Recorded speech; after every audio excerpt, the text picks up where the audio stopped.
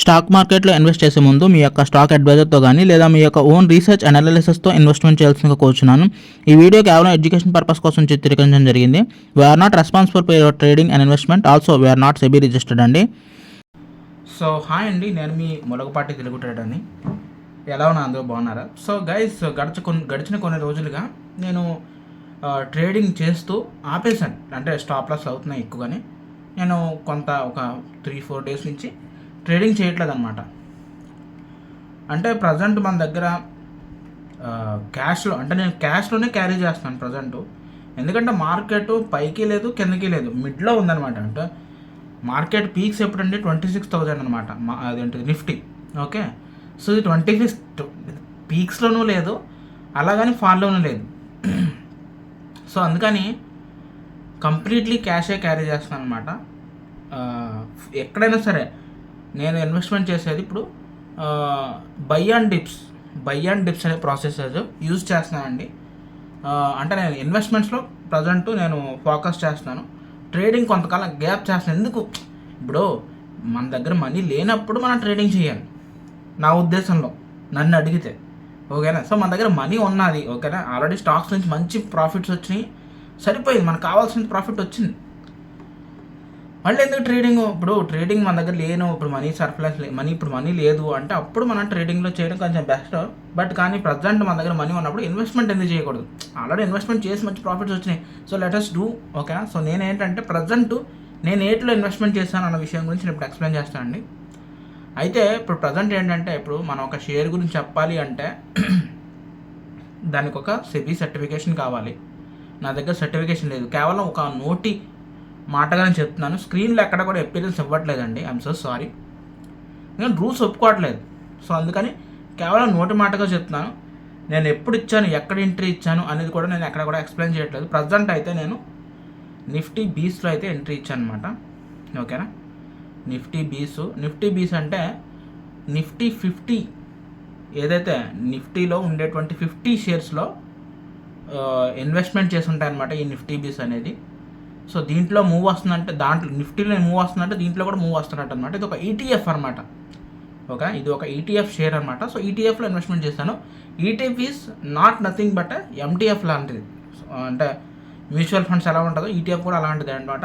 కాకపోతే ఏంటంటే ఇది ఆన్ ది స్పాట్ ఎప్పుడైనా మనం ఎక్స్చేంజ్ చేసుకోవచ్చు. బట్ ఈ మ్యూచువల్ ఫండ్స్ ఏంటి అనేది బాగా లాంగ్ టర్మ్. సో ఎనీహౌ ఈటీఎఫ్లో షేర్స్ ఇన్వెస్ట్మెంట్ చేశాను అనమాట. ప్రజెంట్ అయితే మనం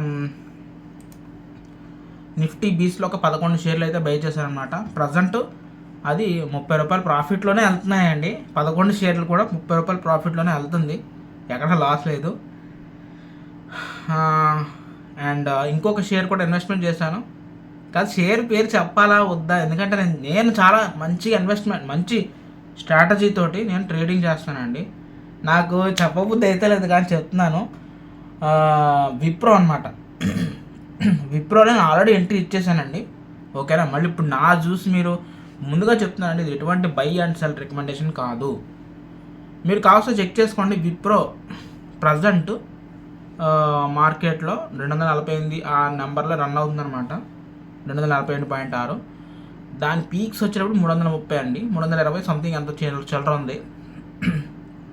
దాని లో వచ్చి 208 అనమాట. సో ఎంత కాదన్నా ఇప్పుడు కొంచెం ఫాల్ ఇచ్చినా సరే ఫ్యూచర్లో గ్యారంటీ పికప్ అందుకునే ఛాన్స్ విప్రోకి ఉంది. ఓకేనా? ఐటీ సెక్టార్లో దీని యొక్క విప్రో వెయిటేజ్ అనేది చాలా ఉంది. సో అందుకని నేను విప్రోలో ఈ ఒక షేర్లో ఇన్వెస్ట్మెంట్ చేశాను అనమాట. కేవలం 7 షేర్స్ తీసుకున్నాను. దానికి గాను ఒక 6 రూపీస్ ప్రాఫిట్స్లో ఉంది. నేను అంటే చాలా తక్కువ మినిమల్ షేర్సే బై చేశాను. అంటే పూర్తి స్థాయిలో ఇన్వెస్ట్మెంట్ చేయలేదండి. నా దగ్గర 1,40,000 ఉంది. ఆ 1,40,000 ఇన్వెస్ట్మెంట్ చెయ్యాలి. కానీ నేను ఆలోచిస్తున్నాను, అంటే ఏంటంటే మార్కెట్ మిడిల్లో ఉంది. ఇప్పుడు బై అండ్ డిప్స్లో బై చేయాలి తప్ప నేను ఎట్టి పరిస్థితుల్లోనూ ఫాల్లో ఉంటే బై చేద్దాం. ఫాలో లేదు, పోనీ పీక్స్లో ఉన్నా బై చేయకూడదు.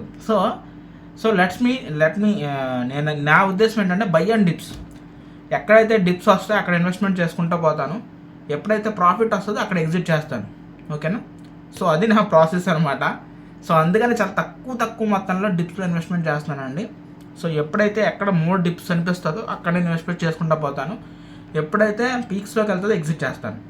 ఓకే, ఇది చాలా లాంగ్ టర్మ్ అవ్వచ్చు, బట్ నేను షార్ట్ టర్మ్లో ఎగ్జిట్ చేస్తానండి. ఓకేనా, నేను ఎగ్జిట్ చేసిన తర్వాత నేను వీడియోలో ప్రజెంట్ చేస్తాను. ఓకేనా, ట్రేడ్ అయిపోయింది. అయిపోయిన తర్వాత మీరు ఎవరు ఇన్వెస్ట్మెంట్ చేయలేరు కదా. సో అందుకని ట్రేడ్ కంప్లీట్లీ అయిపోయిన తర్వాత నేను అప్పుడు వీడియో ప్రాపర్గా వీడియో చేస్తాను, నేను ఎంత ప్రాఫిట్ వచ్చింది ఏంటని చెప్పేసి. ఒక్కొక్కసారి నేను చాలా తక్కువ కూడా ఎగ్జిట్ అయిపోవచ్చు, ఎందుకంటే నాకు అనిపించిందంటే. ఓకేనా, ఎందుకంటే నేను షేర్స్ని చూస్తున్నాను, చాలా జాగ్రత్త అబ్జర్వ్ చేస్తున్నాను. ఎందుకంటే ఎక్కువ వెళ్ళకపోవచ్చు, ఎందుకంటే తక్కువ పడిపోవచ్చు అని నాకు ఎక్కడైనా అనిపించిందంటే మాత్రం నేను ఎగ్జిట్ అయిపోతాను. సో ఆ ఎగ్జిట్ అయినప్పుడు కూడా కంటెంట్ చేస్తానండి, షేర్స్ ఎగ్జిట్ అయిన తర్వాత, ఇక్కడ ఇలా కాకుండా. సో ప్రజెంట్ అయితే బాగానే వెళ్తుంది అనమాట. ఓకే, సో అది పరిస్థితి అనమాట. ట్రేడింగ్ కొంచెం దూరంగా ఉన్నాను కొన్ని రోజులు, ఎందుకంటే నాకు ఒకవేళ ట్రేడింగ్ చేస్తే కనుక కమ్యూనిటీ ట్రేడింగ్ చేయొచ్చు. అంటే కమ్యూనిటీ ట్రేడింగ్ MCXలో చేయొచ్చు అనమాట. అంటే especially only for crude oil. Okay, not అంటే ఇది కాదు, ఏది ఇప్పుడు మళ్ళీ నేను ఆప్షన్ ట్రేడింగ్ దగ్గర ఎందుకు ఉన్నది కదా మనకు. మనీ లేకపోతే ఏడవాలి తప్ప, మనీ ఉన్నప్పుడు కూడా ఇన్వెస్ట్మెంట్ చేయకుండా ఇంకా ట్రేడింగ్లో కూర్చుంటే కష్టం. So let's hope for the best. And మరింత కంటెంట్ కోసం దయచేసి ఛానల్ సబ్స్క్రైబ్ చేయండి. ఎవరైనా ఛానల్ కొత్త కోసం దయచేసి సబ్స్క్రైబ్ చేసుకోండి. అంతేకాకుండా కింద డిస్క్రిప్షన్లో ఉన్న వాట్సాప్ లింక్లో జాయిన్ అవ్వడానికి ట్రై చేయండి. నాకు తెలిసిన ఇన్ఫర్మేషన్ నేను షేర్ చేస్తాను, మీకు తెలిసిన ఇన్ఫర్మేషన్ మీరు షేర్ చేయడానికి ట్రై చేయండి. ఓకేనా, ఇన్ఫర్మేషన్ అనేది ఎక్స్చేంజ్ అయితేనే నాలెడ్జ్ వస్తుంది, నా ఉద్దేశం, నా యొక్క అభిప్రాయం. మరి మీ యొక్క అభిప్రాయం కూడా అదే అయితే వచ్చేయండి.